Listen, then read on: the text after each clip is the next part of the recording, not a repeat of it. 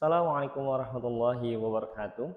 Innal hamdalillah nahmaduhu wa nasta'inuhu wa nastaghfiruh wa na'udzu billahi min syururi anfusina wa min sayyiati a'malina may yahdihillahu fala mudhillalah wa may yudlilhu fala hadiyalah. Asyhadu an la ilaha illallah wahdahu la syarikalah wa asyhadu anna Muhammadan 'abduhu wa rasuluh alladzi la nabiyya ba'dah amma ba'd. Qala Allah Ta'ala fi kitabihil karim, a'udzu billahi minasy syaithanir rajim. Ya ayyuhalladzina amanu kutiba 'alaikumus shiyam kama kutiba 'alal ladzina min qablikum la'allakum tattaqun. Anak-anakku yang soleh dan juga solehah, pertama-tama marilah kita panjatkan kehadirat Allah Subhanahu wa Ta'ala yang telah memberikan limpahan nikmat kepada kita semua, yang mana diantaranya Allah masih memberikan nikmat sehat dan juga nikmat waktu luang, yang mana dua kenikmatan ini merupakan dua kenikmatan yang sering dilupakan oleh manusia. Kata Rasulullah, ni'matani maghbunun fihima katsirun minan nas. Dua kenikmatan yang sering dilupakan oleh manusia, as-sihhatu wal faragh, yaitu nikmat sehat dan juga nikmat waktu luang. Maka alhamdulillah, sebagai bentuk rasa syukur kita terhadap kenikmatan-kenikmatan yang diberikan oleh Allah, mari perbanyak dengan ibadah. Mudah-mudahan Allah Subhanahu wa Ta'ala senantiasa menerima setiap amalan-amalan yang kita lakukan. Anak-anakku yang soleh dan juga solihah, apa kabar semuanya? Mudah-mudahan kalian senantiasa sehat selalu dan juga mudah-mudahan senantiasa dalam lindungan Allah Subhanahu wa Ta'ala. Alhamdulillah, puji syukur tiada terkira, hari ini kita masih diberikan kesempatan oleh Allah Subhanahu wa Ta'ala untuk kembali bertemu lagi dengan bulan suci Ramadan. Yang mana bulan suci Ramadan ini merupakan bulan yang dirindu-rindukan oleh kita semua.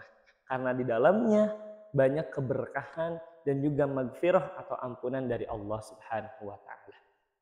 Hari ini kita sudah memasuki 10 hari pertama di bulan Ramadan, yang mana tentunya 10 hari pertama di bulan Ramadan ini menjadi sangat penting bagi kita.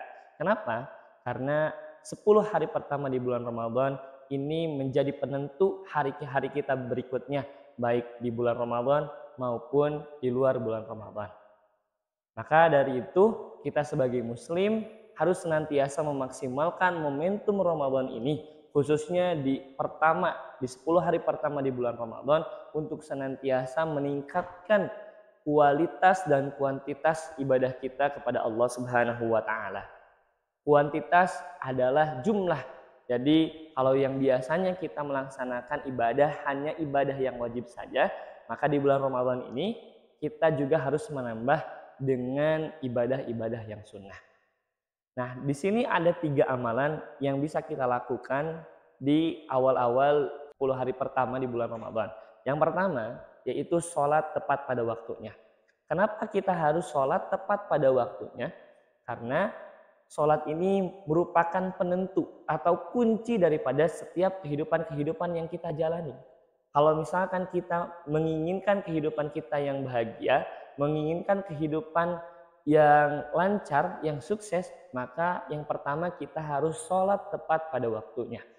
Allah Subhanahu wa Ta'ala pernah berfirman, Ya ayyuhalladzina amanu sta'inu bis-sabri was-shalah. Kata Allah, wahai orang-orang yang beriman, jika kamu menginginkan kebahagiaan, jika kamu menginginkan kesuksesan dan kelancaran di dalam hidupmu, kata Allah, bis-sabri was-shalah, yaitu gunakanlah sholat dan sabar itu sebagai alat untuk memohon pertolongan atau kebahagiaan-kebahagiaan tersebut. Nah, khususnya di bulan Ramadan ini, kenapa kita perlu untuk sholat tepat pada waktunya?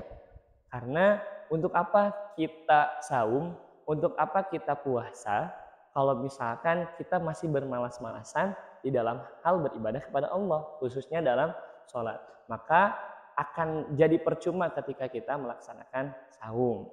Yang kedua, yaitu dengan kita membaca Al-Quran.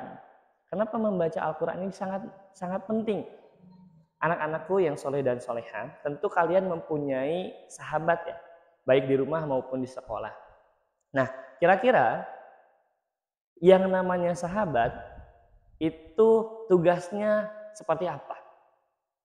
Tugas sahabat itu adalah menemani di kala suka maupun duka.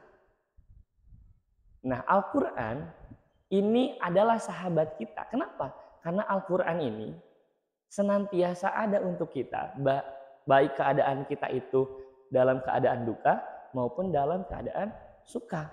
Buktinya apa? Ketika kita dalam keadaan duka, apa yang Al-Quran katakan? Misalkan ketika kita sedih, kata Al-Quran apa? La tahzan innallaha ma'ana. Jangan bersedih, sesungguhnya Allah bersama kita.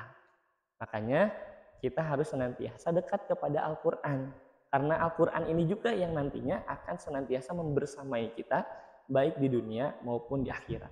Dan jika kita banyak-banyak berdekatan dengan Al-Quran, membaca Al-Quran, maka sangat luar biasa pahala-pahala yang akan kita dapatkan. Bahkan disebutkan oleh Rasulullah, satu huruf di dalam Al-Quran itu dinilai sebagai 10 kebaikan.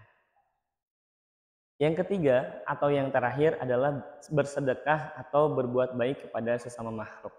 Di dalam satu riwayat, Rasulullah SAW pernah menjelaskan bahwa ada satu wanita, yang mana wanita ini dulunya adalah wanita yang kebiasaannya kurang baik. Namun ada satu kejadian yang dimana dia memberikan air kepada anjing yang sedang kehausan, lalu diampuni oleh Allah Subhanahu wa Ta'ala. Jadi ganjaran ketika kita berbuat baik kepada makhluk-makhluk Allah, maka ganjarannya sangat luar biasa besar. Nah, bagaimana jika kita lakukan itu di bulan Ramadan? Maka pahalanya ataupun ganjarannya akan senantiasa dilipat gandakan oleh Allah Subhanahu wa Ta'ala.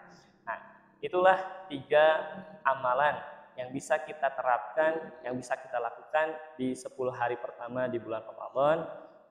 Mudah-mudahan kita senantiasa terus diberikan semangat untuk berbuat baik, untuk senantiasa beribadah kepada Allah Subhanahu wa Ta'ala. Mungkin itu saja yang bisa disampaikan. Mohon maaf bila banyak kekurangan, karena kekurangan datangnya dari saya pribadi yang fakir ilmu ini, dan yang benar hanya dari Allah Subhanahu wa Ta'ala. Wabillahi taufiq wal hidayah. Wassalamualaikum warahmatullahi wabarakatuh.